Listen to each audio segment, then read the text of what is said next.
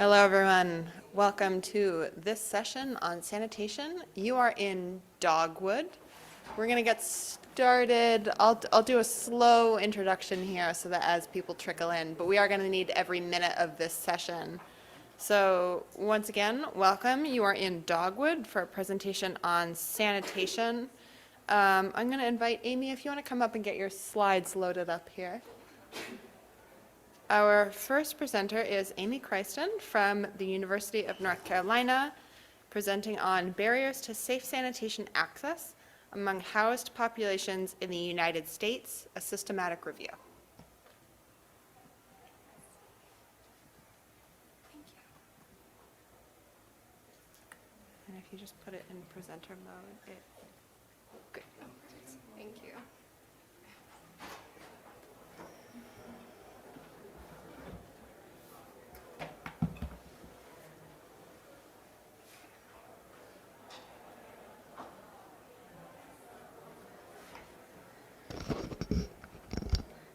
Afternoon, everyone. Thanks for joining us. I'm excited to have you all here to talk about social barriers to safe sanitation in the United States. My name is Amy Kryston, and I'm also representing co-researchers Drs. Musa Manga and Courtney Woods, also at UNC Chapel Hill. I want to start us off first with a quote that I feel like is emblematic of some of the research findings we'll be talking about today by Altshuler et al. 1982. Quotes, communities' socioeconomic level affects how quickly and successfully the government responds to community needs. All right, so now I'm going to lay out a couple definitions and go over a brief agenda. We'll be referring to the Joint Monitoring Program definition for safely managed sanitation, where, quote, excreta are safely disposed of in situ or removed and treated off-site, end quote. I'll use the terms safe sanitation and unsafe sanitation for any situation in which this definition is met or not met, respectively. As for the agenda, we'll be briefly talking about why we wanted to explore social barriers, how we did that, what we found, and what we can do with what we know, and how to address some of the barriers we identified. So why social barriers? Because water and sanitation primarily live in the engineering space, technological, climatological, and hydrological barriers are often more explored and better defined. Additionally, as the United States is a high-income country, sanitation needs are often overlooked or sometimes even thought to be non-existent. However, data from the 2020 Sustainable Development Goals indicate that over 5.75 million individuals, or roughly 2% of the population of the US, lack access to safely managed sanitation. Further analysis estimates that over 930,000 individuals residing in the urban United States don't have access to even basic sanitation. So we wanted to set out to understand the various intersecting barriers related to unsafe sanitation, specifically among housed populations. Now, housed and unhoused populations both have many different barriers to safe sanitation, and while those are overlapping, we wanted to focus on just one of those populations. We used Prisma Guidance to conduct a systematic review across 3 databases: Scopus, ProQuest Social Sciences, and Hein Online. We specifically looked at peer-reviewed literature from the year 2000 to March 2023. We extracted data and grouped them under these barriers here. All barriers were determined based on prior research and outlined and defined prior to data extraction, except for age-based discrimination and willingness to pay, which we added during the extraction process. We have 4 barriers linked to the demographics of a community: socioeconomic status, race-based discrimination, rurality, and age-based discrimination. However, I want to be really clear here that these are not barriers to sanitation themselves, but rather indicative of ways that communities are overlooked or marginalized. We also summarize data under legislation, monitoring of sanitation systems, availability of public data, distrust in authority or government, land tenure issues, knowledge around sanitation technologies or sanitation-related illness, willingness to pay, and documentation or immigration status, which again is not itself a barrier, but indicative of other barriers. We also added hydrology, climate, and geography as physical barriers to explore the ways in which these physical barriers intersected with social barriers. Of the 169 studies identified in these 3 databases, 20 met inclusion criteria. Each barrier was discussed in at least 2 or 10% of the publications, except for documentation status, which was not explicitly discussed in any of the presentations or any of the publications as a barrier to sanitation. Socioeconomic status and race-based discrimination were the most frequent barriers, described in 12 or 60% of the publications. Legislation was discussed in 10 or 50% of the publications. There are honestly hundreds of stories and lessons that we can glean from all of these social barriers, but because of time, I'll only talk on a few of them. So barriers to safe sanitation, discussed in the previous slide, were then organized into these three categories: municipal or public sewer access, maintenance and repair of septic systems, and availability and construction of on-site sanitation systems. Note that barriers can fall under multiple categories, and individuals and communities can contemporaneously face more than one of these issues. I'll share a few findings around each of these categories, and we'll start with municipal and public sewer access. Municipal annexation is the process by which property is incorporated into an existing municipality. While laws vary by state, typically any utilities provided to existing municipal territory will be expanded to annexed territory. That is, if sewer is already provided within a city, it should also be provided within those annexed areas. Annexation is super complicated, and so this will be a fairly reductive overview of it, but I wanted to discuss a major issue with annexation.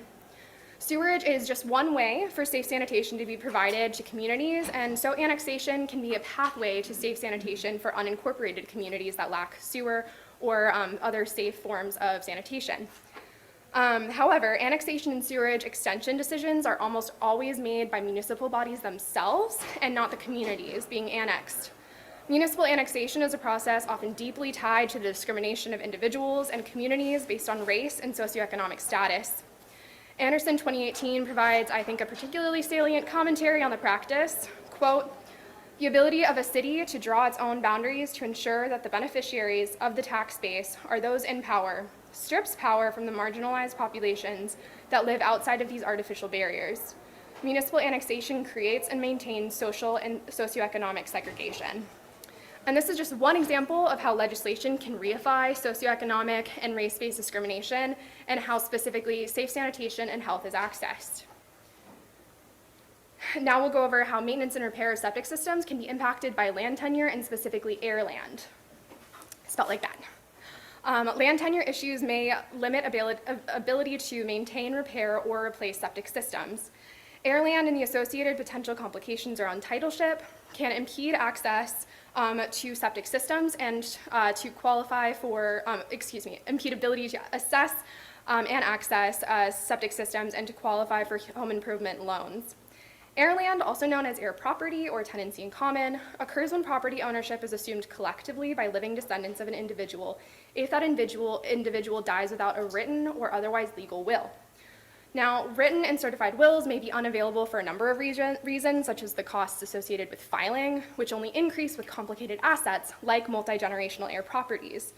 Lack of clear titleship for properties owned by people of color can often directly be tied back to slavery-era laws, prohibiting the teaching of writing to enslaved or freed persons. Now, because this system precludes deeds or titleship, individual co-owners may not be eligible for loans or government grants for septic system repair or replacement. As such, land tenure issues, and specifically air land, is deeply tied to race-based discrimination and discrimination of low socioeconomic status and inability to repair or replace malfunctioning infrastructure. Lastly, we'll talk about on-site sanitation construction. Many households and persons in the United States do not have access to septic systems and must rely on unsafe means of managing human waste, such as straight piping, the system by which human waste is discharged directly into the ground or nearby surface water without any treatment. This is done throughout the United States, but typically where local soil types are not suitable for septic tanks and the drain fields that they require. Environmental or physical factors like soil type alone are not the cause of unsafe sanitation practices like straight pipes, though. There are technologically advanced systems that can overcome hydrogeological barriers, but due to their high prices, which can exceed the value of the home that they would serve, many individuals are unable to afford on-site sanitation system necessary for their property. One study in Lowndes County, Alabama, cited the cost of $20,000 for a single home septic system in a place where a mobile home would only be worth about $10,000. Instead of providing assistance to provide for sanitation, a basic human right, some straight pipe users in the early 2000s in Alabama were arrested, faced with jail time and eviction, and forced to pay fines that naturally further inhibited their ability to afford sanitation. Criminalization of unsafe sanitation is itself criminalization of poverty, and because of the unjust punitive practices of the United States, it is very often racist. Sanitation-related legislation should be oriented toward ensuring that all have sufficient access to safe sanitation, instead of punishing those who do not have the resources to ensure their own access. In Alaska, state and federal dollars supplied sanitation infrastructure to some rural Alaskan Native communities, but with the explicit policy of providing such infrastructure to the greatest number of houses using the least amount of money. This, of course, leaves out many communities not falling into the greatest number, resulting in Alaskan Natives having access to complete or even basic sanitation at a rate below the state average in a state already ranked towards the bottom in terms of sanitation access. What we learned from these two situations in two different states with two different physical and social conditions is that we must shift our ethical framework around sanitation in the US. A utilitarian approach founded in a false scarcity mindset should be replaced with a human rights approach, focusing on ensuring basic rights like safe sanitation. This can be done in part by rethinking our local and state tax structures. What we learned from issues over air, land, and municipal annexation is that the focus on individual responsibility of sanitation should also be shifted to collective and equitably regulated responsibility. Centering individual responsibility for sanitation in the United States ignores centuries of racism and wealth inequality and leads to things like criminalization, which does nothing to actually address the root causes. Now, we can wax philosophical about human rights and sanitation, and I honestly would love to do that, but we also need concrete ways to achieve safe sanitation for all within the United States. Based on our exploration, we recommend multiple policy changes. We recommend a substantive review of annexation and utility extension practices at the county, state, and municipal level, an increase in diversification of funding for sanitation-related infrastructure improvement, and a funded sustainable resolution of air-land properties. We recommend funding and programming to increase community-engaged monitoring of on-site sanitation systems and general knowledge and education around on-site sanitation system maintenance. In no uncertain terms, criminalization of poor sanitation practices that are the results of limited social, economic, and political power should be abolished. We also recommend further research on safe sanitation in specific communities, such as migrant farm worker communities, American Indian tribal nations, and among undocumented persons to understand the sanitation specifics of these communities, and in turn, what we can do to address those problems with the communities. This research should center community voice and be participatory whenever possible to ensure that research is equitable and actionable. While there are countless ways to improve access to safe sanitation in the United States, a shift in mindset and radical rethinking of wealth redistribution, specifically among policymakers, will doubtless make the biggest impact in providing sanitation and human rights to all. That's my references. Thank you.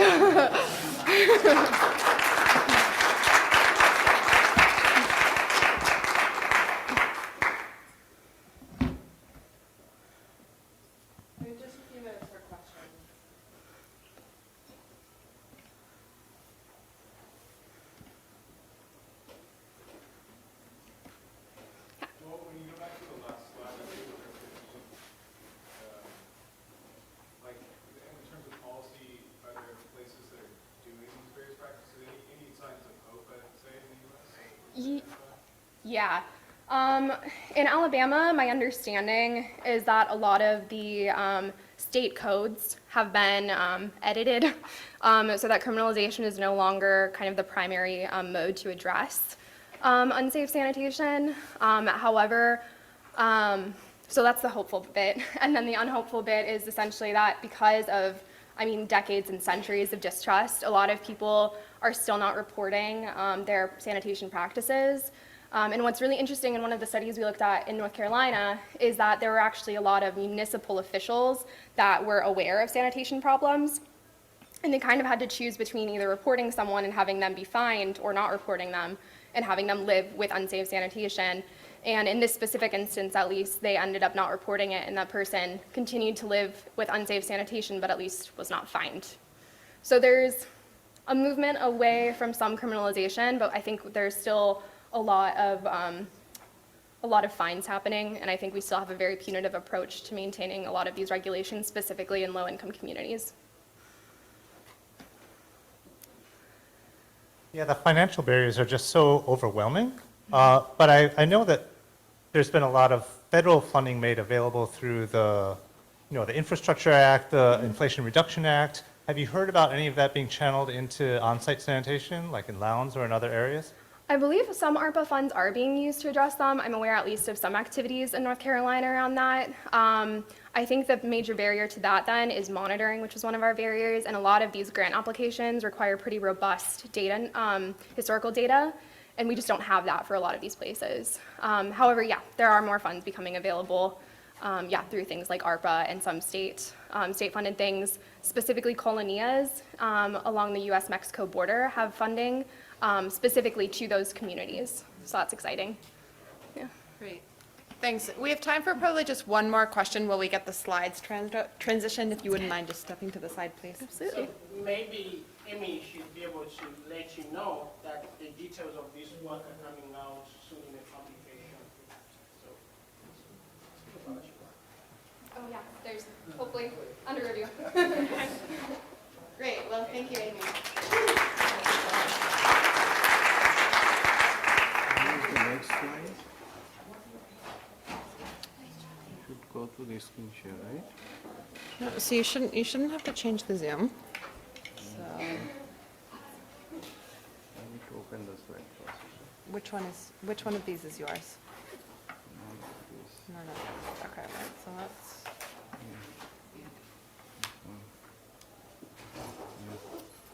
okay. So if you just And then, if you put it in present, nope, you shouldn't change the Zoom. The Zoom will run itself. yeah, If click back, yep, and then put it in present mode. okay. Great. Great, thanks everyone. Next up, we have Mahbubur Rahman from icddr presenting on probable direction of bacterial movement from pit latrines in coastal Bangladesh. Okay, thank you so much. We see that people are trying to remove all the barriers so that they are trying to overcome all these barriers. But here today, I am trying to put a barrier that might allow some benefit. So I do work at International Center for Diarrheal Disease and Research, Bangladesh. So I lead a group of environmental health and WASH. We do a lot of WASH thing. At the same time, we also do environmental health issues that includes air pollution, heavy metals, and climate change issues. Especially for the heavy metal, we are more focusing on the lead topic.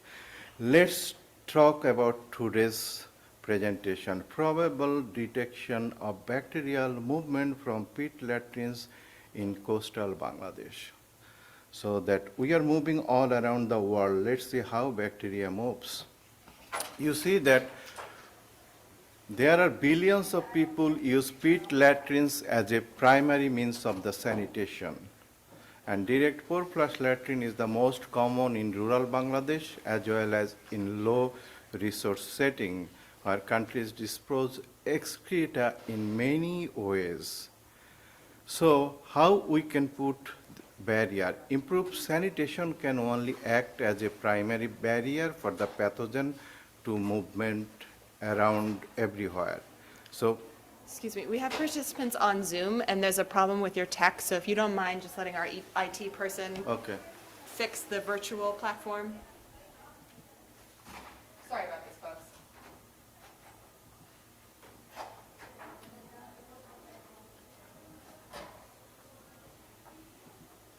Yeah, the first one. Yeah. Thank you. This one? Yes, sir.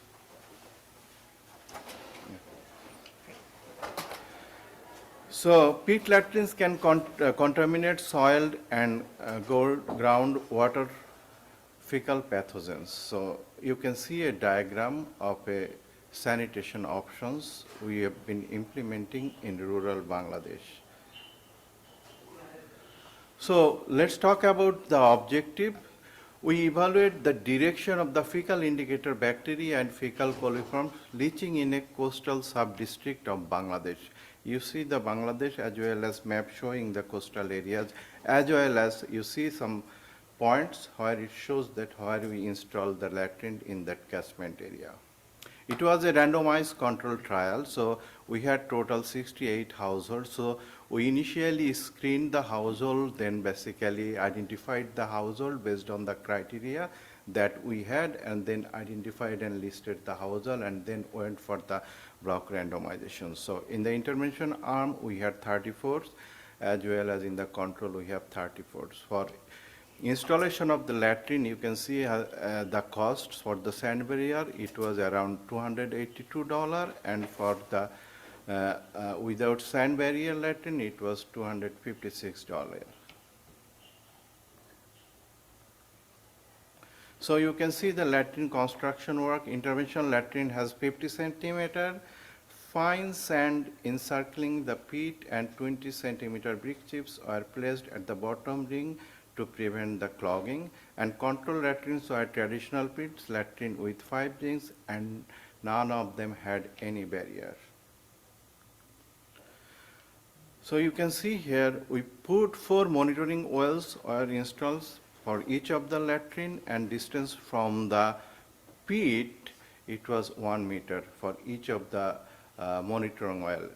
So why it is 1 meter? Because you know that in rural Bangladesh, it's densely populated. At the same time, the household, they don't have enough space basically. Even installation of a latrine is very challenging.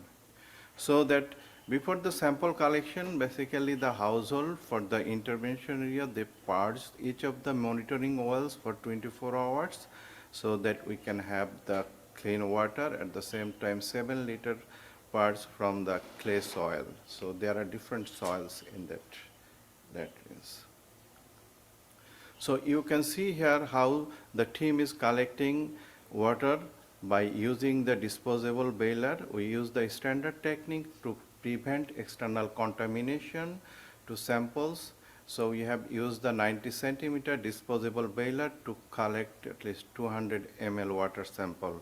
And water samples for the monitoring wells, we collected for the first 5 months, and later on we had some interval, 12, 15, 18, and 24 months. So total we collected samples for 9 times. We collected the sample and sent to the laboratory for the testing. We used the IDEX quantity tray.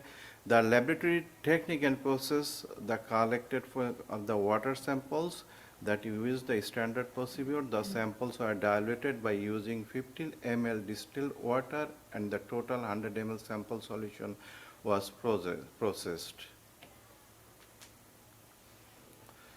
So you can see here the contamination level based on the monitoring well location. You can see that we earlier mentioned that for each of the latrine we had 4 monitoring wells. So that the direction of each of the monitoring well, you can see that northeast well, southeast well, northwest well, and southwest well. The highest fecal contamination we found in the southeast monitoring wells.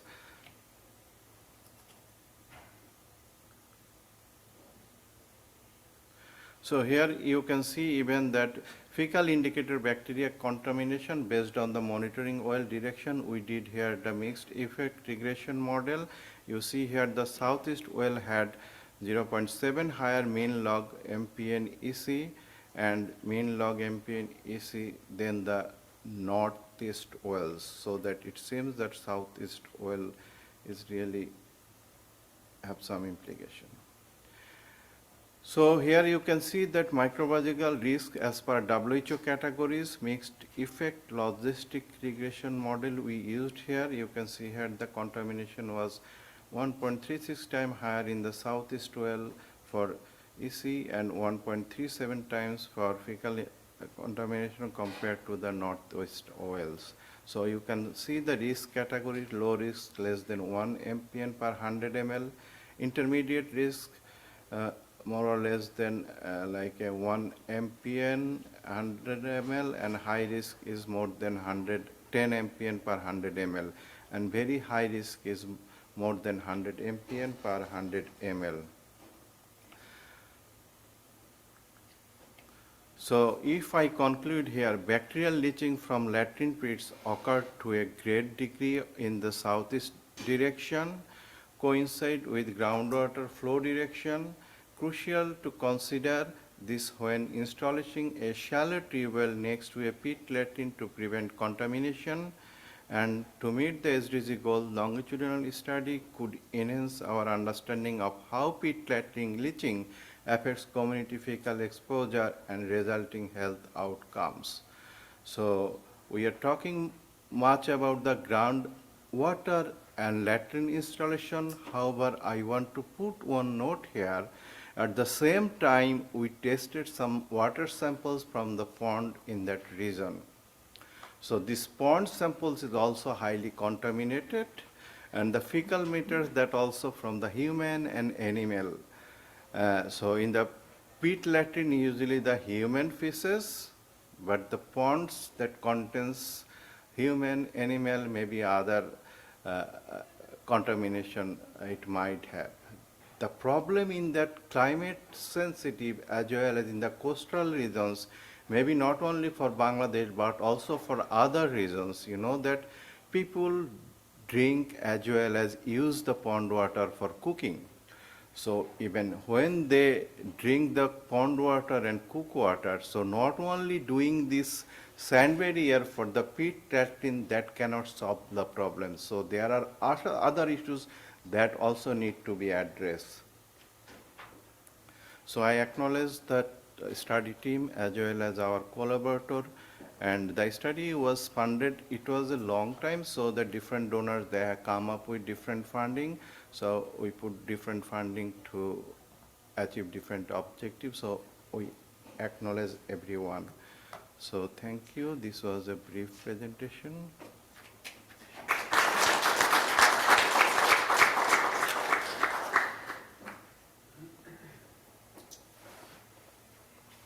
Peter Jensen, University of Copenhagen.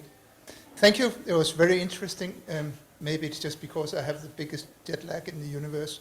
But the difference between when you put the sand barrier and didn't have the sand barrier, what was that?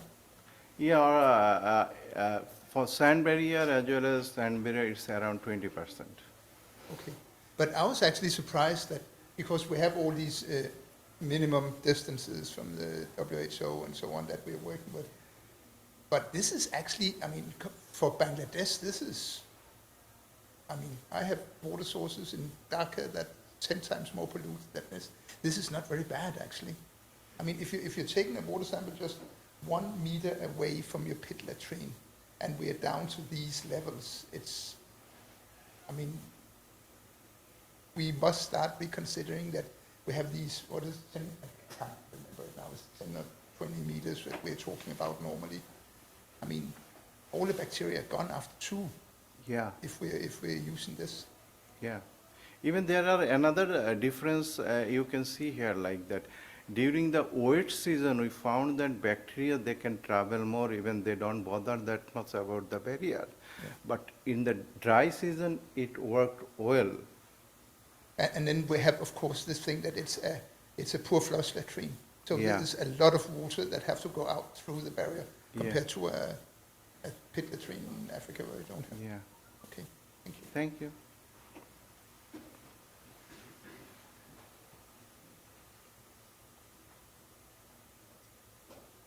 Thank you so much for that great presentation. If I go back to the basics of designing these systems, and I'm trying to visit back to the late Duncan Murrah, he told us, and I think this is happening over time, that when you look at these systems, usually the bottom seals. So as you have this system in place and it's operational, in most cases, a kind of biofilm comes at the bottom and this seals off this system over time. And in most cases, if you have to worry, what about the sides? Because the side of the pit are the ones that tend to let out most of this liquid. I am wondering if by any way you're trying to do you're planning to do a follow-up and look at, when the sides are the one leaching out these kind of,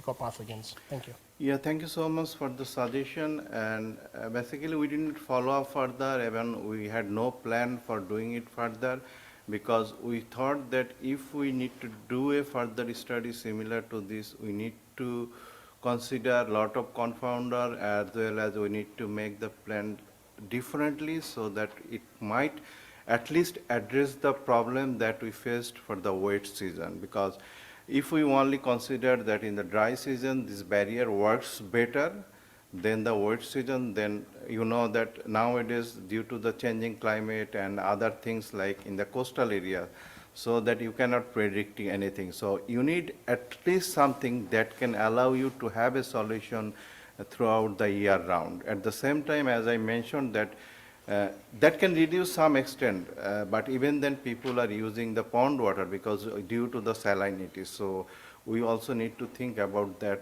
also. So let's plan for a new research, Musa. Great, thank you, Dr. Rahman. Thank you.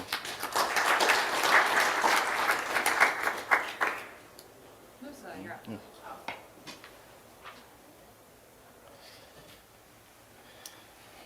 Great, thanks everyone. Next up, we have Dr. Musa Manga, who is presenting on behalf of two colleagues from the Indian Institute for Human Settlement who are not able to be with us in person today, Sugantha, Priscilla, and Niladra Chakraborti.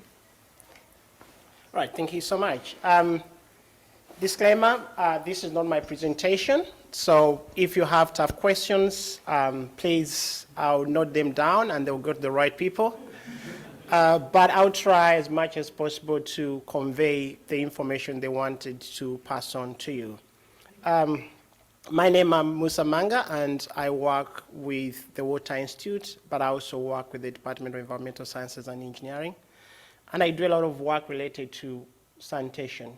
So the reason I'm presenting is because I spent 4 years in India, and I worked with these colleagues, so I understand the context of this area.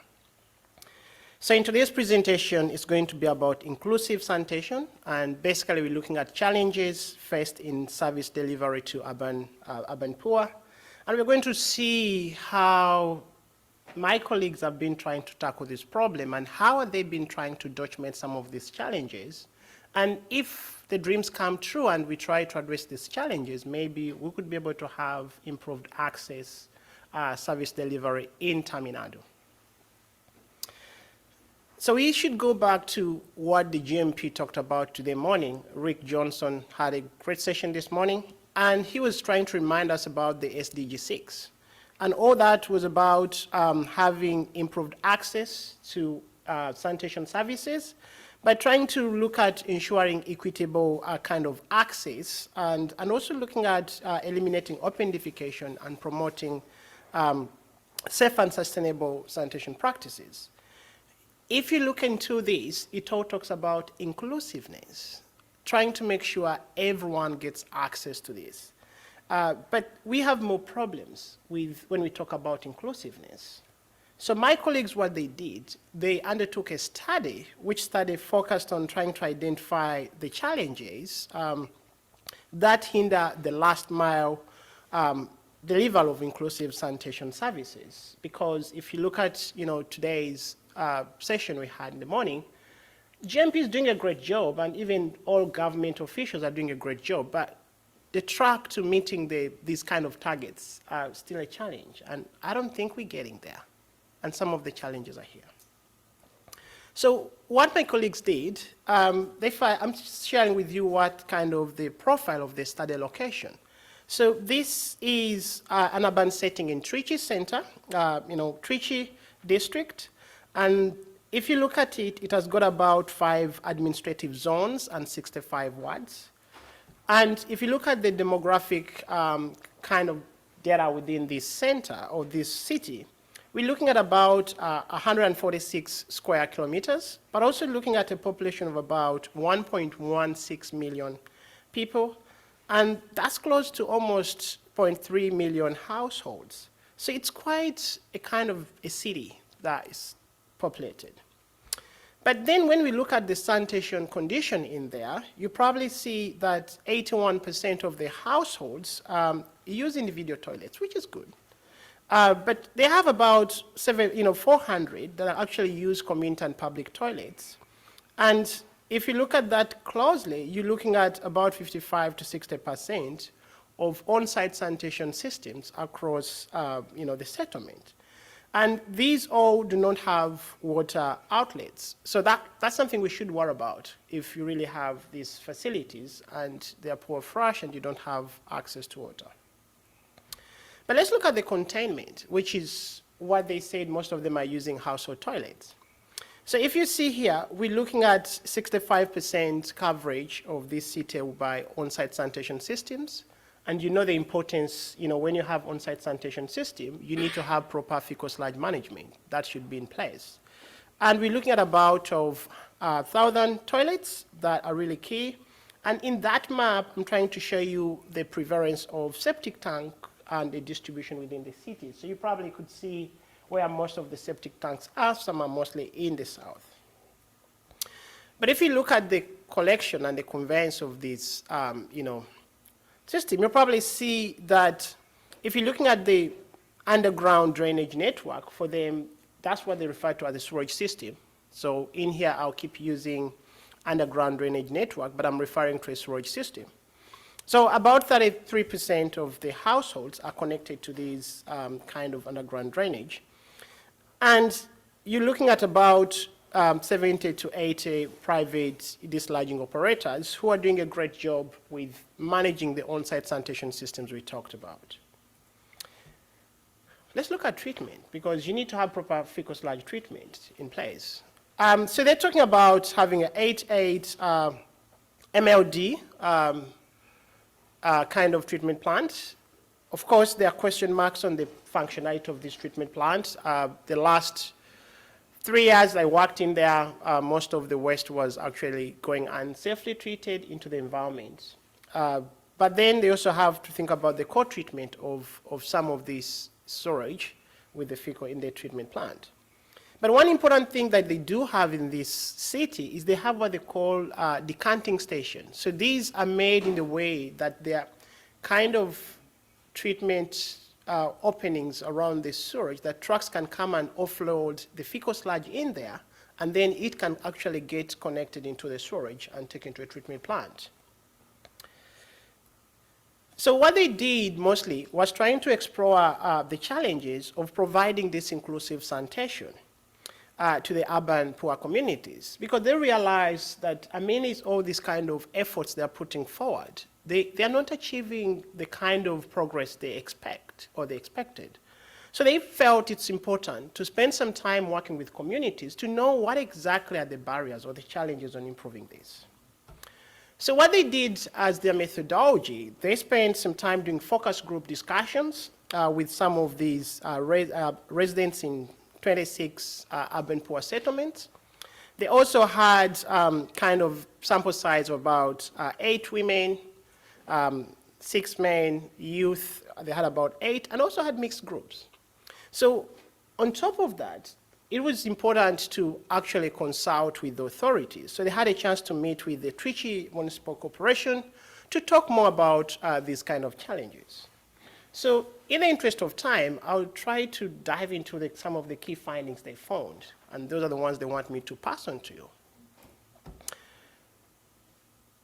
The first thing that came up was land tenure and inclusive service delivery.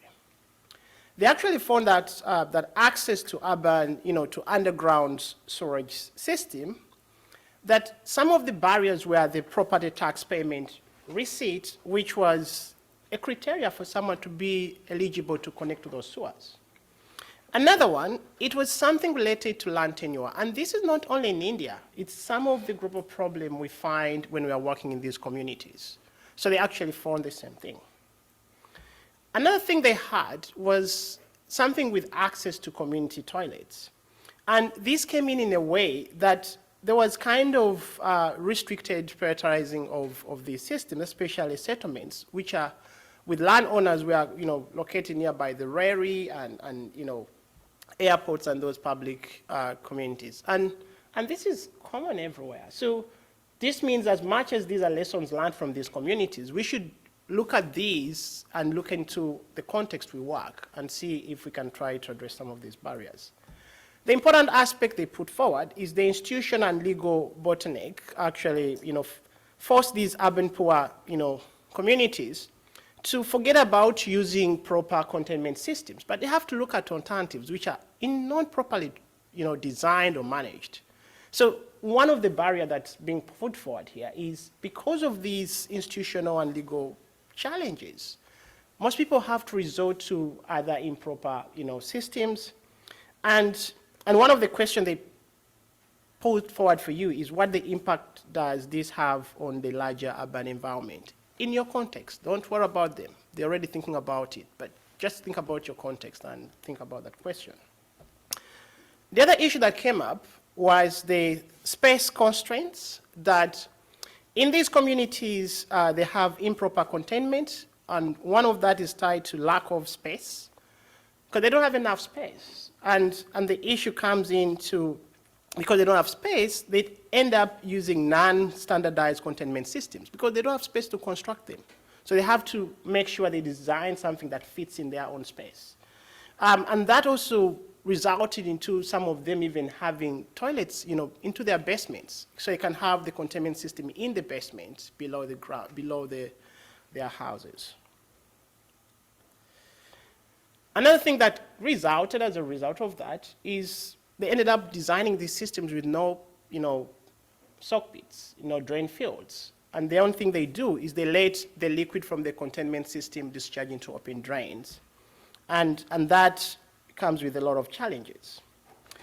But another problem that came through was, urban poor, they end up paying more for dislodging. And they gave more reasons why they feel the urban poor pay more. And some of the reasons they're raising is because if you don't have access to this containment system, someone's going to charge you more for connecting the kind of pipes to suck from your system. And those all came as a result of lack of improper, lack of space. But also people end up having small containment system, and it's going to have more emptying frequency, which is quite, costly. So one of the issues that they raised was the SPM, the Swatbat mission, which this started way back in trying to subsidize construction of household toilets for mostly the urban poor. But even with this, there's been more issues come up with it. So another thing that they raised was the technical and technological issues that came with, the training of the people who are constructing these systems, and they're struggling they don't have people properly trained, and what they're doing is to train as number of those that can help with, designing and constructing these systems to the right specifications. The other one that came through with lack of micro-level planning. So there's lack of proper planning that takes place within the settlements. You find that some of them are located in areas which are actually low-lying, and these are affected by floods and have issues with the systems they have that they find them non-suitable. On top of that, they have households that have put containment systems in the basement, and now the issue has come, they have to connect to sewers, and they find the sewer is on a higher level than the containment system, and it's quite hard for them to connect to those sewers. Another thing that they raised, in the interest of time, I'm going to be very fast, is they raised something about the building bylaws that they're struggling with in there as a challenge because they don't have enough space in there. And also there's a gap between the design and the improving of the services. Administrative issues came through as another challenge, whereby they actually having issues with service delivery and funding of this service delivery in the communities. But last but not least is something about affordable costing, that they are lacking low-cost sanitation systems that could be implemented in these space-constrained areas, but also could be able to handle the management of it.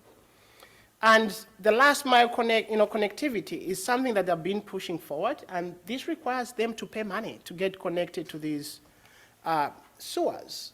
And the issue is, if someone cannot afford that money, or the households, they're thinking of having a political will of having it paid in installments, so that people can actually pay in small installments that they can actually afford.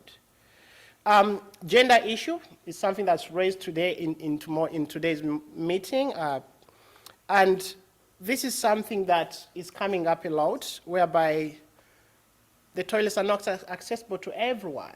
Some people are disabled, they can access them, and they're not putting into gender issues into context. And lastly, the workload pattern is also came out a lot, that women do most of the work of, cleaning the toilets and all those kind of things, getting water, and that's something that came out a lot. So what do they summarize? What do they recommend? Think about technology that low costs, affordable, technically viable in these communities. Think about financing, something that's affordable, that people can actually afford in installments in trying to make sure they improve access. Governance is another issue that's very key, whereby they think about the tenure issues that came through and how can this be helped to improve that. And community engagement. As I said when I was beginning, if you have tough questions, please don't put them to me. They're happy to answer those. Thank you.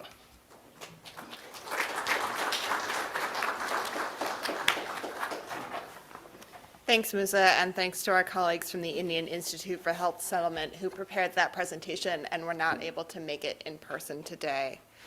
Our final presenter in the slot, next up we have Gabrielle Marega from the University of Toronto, presenting on evidence from 48 Brazilian cities on climate-induced sanitation risk.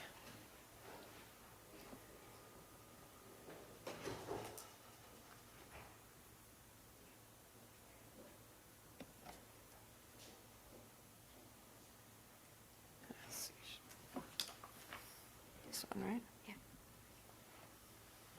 Just below.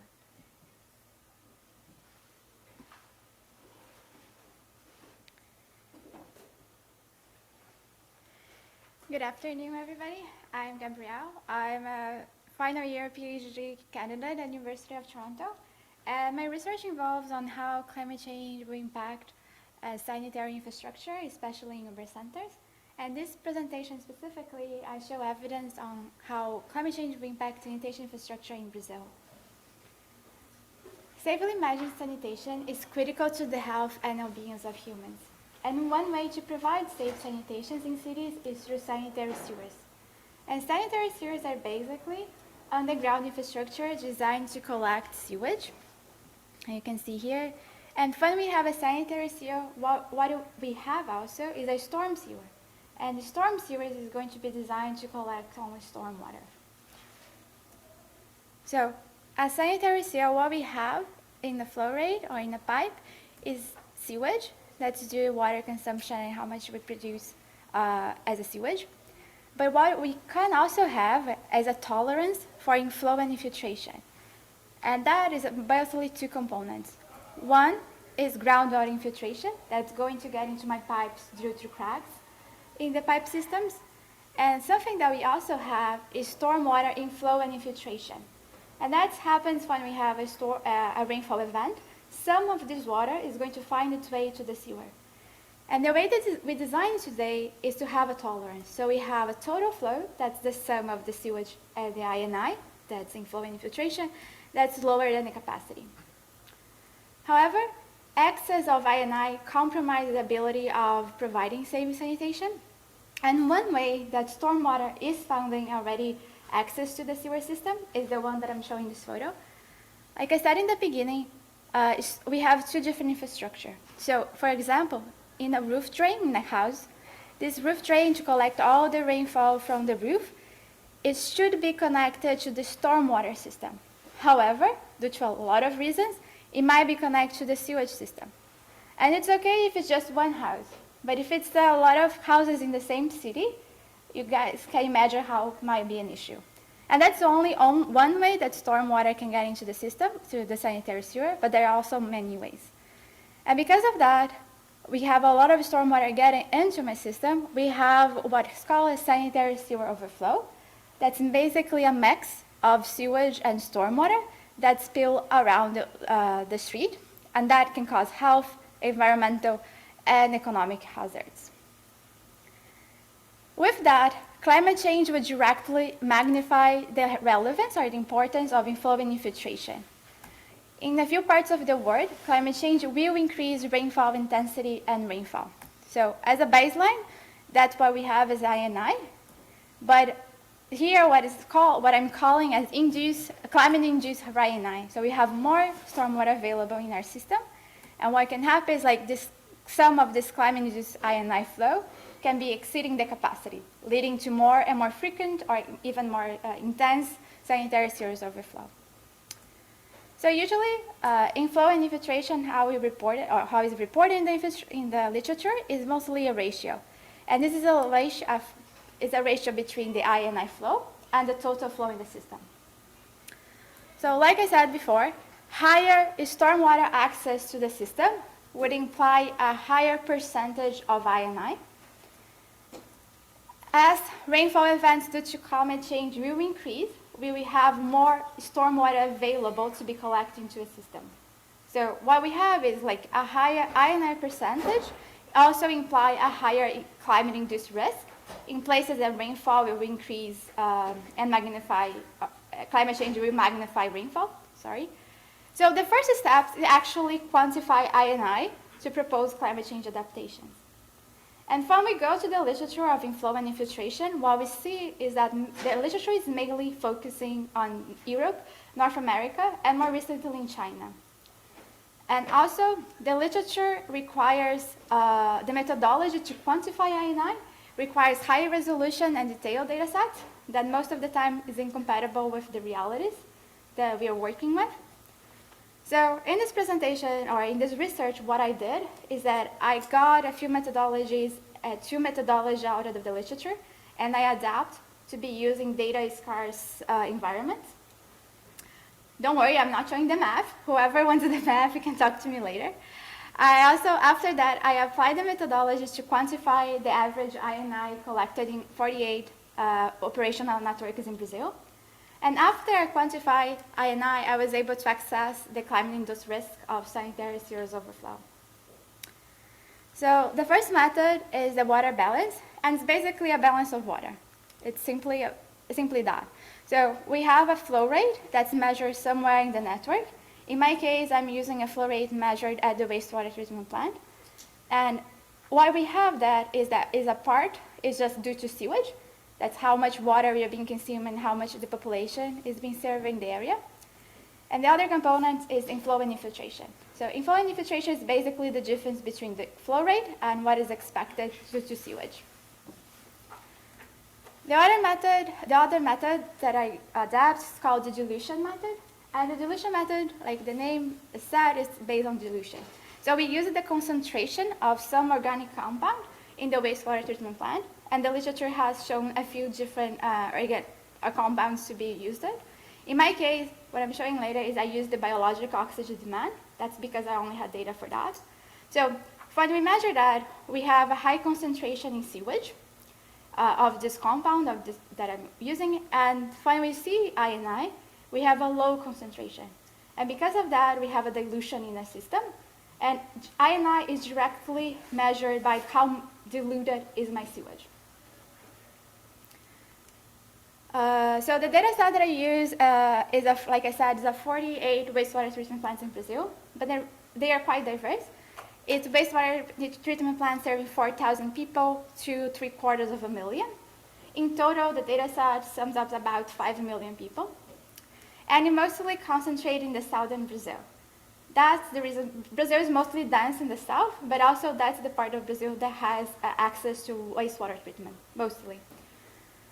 And the data set is spread around 20 years, but it's 20 years and it's kind of inconsistent. So I have data for, like, in my y-axis, I have the wastewater treatment plant, and my x-axis, I have the time. So what we can see is that each wastewater treatment plant, I have a different time frame. And also the data that I have is I have the flow rate and the BioD at the wastewater treatment plant every 3 months only, the average, every 3 months. So that's a low resolution data set for quantifying INI. So going back, I have this data set, this big data set, and I have the two methods that I have being adapted. So what I did, I plotted, if you can see it, in the y-axis, the percentage of INI calculated by the water balance method. And the y-axis, I have the same percentage of INI, but calculated with the dilution method. So here, I plot each individual wastewater treatment plant, and this, for example, is just one. And for each wastewater treatment plant, I have around 12 data points. So here I have the average, that's the bullet, and I plotted the standard deviation for the water balance in the x-axis and the standard deviation of the dilution method in the y-axis. So that's how my plot looked for 48 wastewater treatment plants. And I know it's a lot of information in the same plot. What we saw that, and like looking to the plot, a few of the conclusions is, first, we see a few of negative values of INI, which is not physically possible. Negative values of INI was also reported in previous literature. One thing that also we saw is that some of the wastewater treatment plants have a high variation or a higher standard deviation than the other ones. So with that, looking at that, it's widespread values. The next question was like, can we trust our data? Can we trust our results? And with that, we performed what's called a one sensitivity analysis. And now one sensitivity analysis, basically we change or vary, understand how a change in the input value would cause a change in the output. Because my data sets are low resolution, we are concerned that a small problem that we have in the data set, how much would impact the output or the value of INI. So this plot, what I did now is like, okay, what happens with a 5% variation in the input? So for example, my wastewater treatment plant is that I estimated that treats 100 people, but what happens if it's 95 or 105? How much this would impact my INI value? I have a similar plot, but the error bars now, instead of it being the standard deviation, is the variation on the input error. So that's how the plot look, and we got really interesting results. So if we, I don't know if you can see my mouse, but if we go to the top left corner, this work here, now it's great.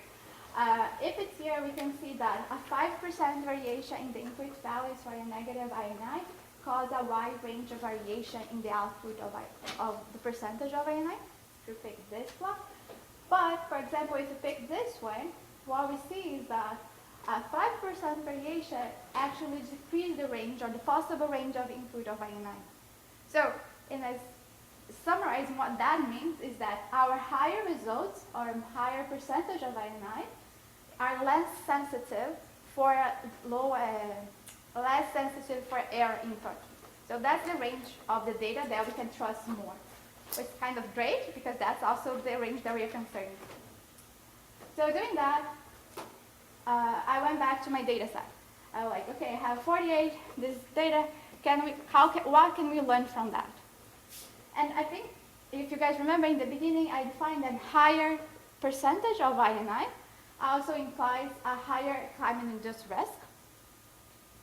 So if you circle these wastewater treatment plants, for water balance or the dilution, they have higher than 50% of INI, and that's totalized 90% of my data sets, approximately 9 wastewater treatment plants. And they are highly climate, they're really climate vulnerable, or the climate change can impact them. Also, if we define, okay, not 50%, but 25, which is also a higher rate of intraoven infiltration, we have 67% of the data set or the wastewater treatment plants that I'm looking at that are also at risk. So in this presentation, what we did is adapted 2 different methods to estimate the INI for low resolution data. Then we saw that for Brazil, for example, we have 67 wastewater treatment plants that at least 25% of the flow is due to INI. And recommending like both all of the 67 wastewater treatment plants, they need to start implement mitigation about stormwater to reduce INI and have less climate change impact. But also, the major conclusion is that INI substantially contributed to sanitary sewers flows. So moving forward to the future, if we want to create a resilient sanitary sewer or like urban infrastructure, we do need to start considering carefully INI in the design and operation of the systems. I would like to thank my partners and my donors and funders. Thank you very much. Open to any questions.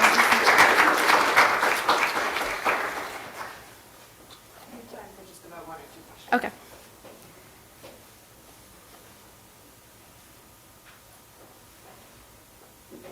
Yeah. I was wondering, you mentioned a couple of times about causation. So did you do a causal analysis, or it's like it's not the causal analysis? Oh, yeah. I'm just going to repeat the question for the virtual audience because, so in future, if you could come up to the mic for questions, the online folks could hear you. The question is, did you do a causal analysis? Okay, I haven't cited, but the conclusion, or like how I impacted my slides, like I have stormwater, is actually my first part of my PhD, and the study is under revision right now. So that's a causal analysis, but I did modeling as well to do the causal, understand how it can impact. Thank you. Yeah. But yes, for the question, yes. Before this presentation, yes. Not a scientific question at all. I just wanted to know, would you say that the solution is to separate this is a layman's question. No, it's okay. To separate the underground infrastructure for stormwater and for water. Yes. Yeah. And also how would we incorporate that? Because obviously there is infrastructure that is there already, but then there are new infrastructure that a lot of the cities are building, and how would we incorporate that into the plan to make sure that there is separation at source, if you mean, Yeah. for both stormwater and Sanitary, yeah. Actually, that's a great question. Yeah. First, if we're designing new sewers, it's already being recommended to separate. And what most documents or even literature recommends is like, oh, sanitary sewers are a solution for the combined sewers. But what I wanted to show is like sanitary sewers are not the solution itself, because they also have the problem of I&I or stormwater. So yes, separating is a first step. But what we need to do is like, okay, we have a sanitary sewer, it's just sanitary, we need to keep it separate, but it's impossible to keep it 100% separate. So understanding how much water we are getting to our system is really important, and quantifying them, so we can actually do better designs, because for now, it's not a thoughtful analysis of how I&I or inflow and infiltration is getting to our system. And for operational systems already, we need to incorporate other mitigations. For example, what people are doing, at least in Canada, in Toronto where I live, they have combined sewers, and they are trying to implement green infrastructure, for example, green roofs or permeable pavements, to try to reduce the stormwater into the sewers. But yeah, so that's a great question, actually. Thank you. Great, thank you, Gabrielle.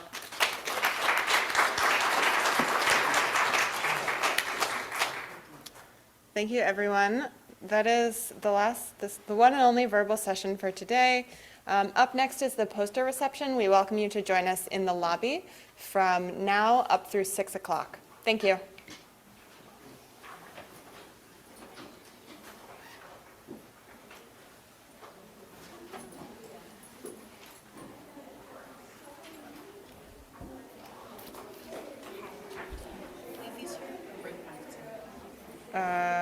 Did you? They were here when I got here. If they were here when you got here, then leave them here. That's I'm trying to. It's a constant process. So, like, this is a dumb question. When things are hidden behind how do I move this? I was struggling It's with that very earlier. annoying. I had to drag something onto a next screen, Right? and I was like, wait, "Can you yes. just Okay, where so did you grab can- it?" I clicked it in the upper left corner there. Okay, that's important to me. Cool, thank you. I also didn't know. There's technically a way to minimize it too, but I don't. Okay. Well, I've yeah. done it accidentally So before. that's the pro tip. Is the upper left.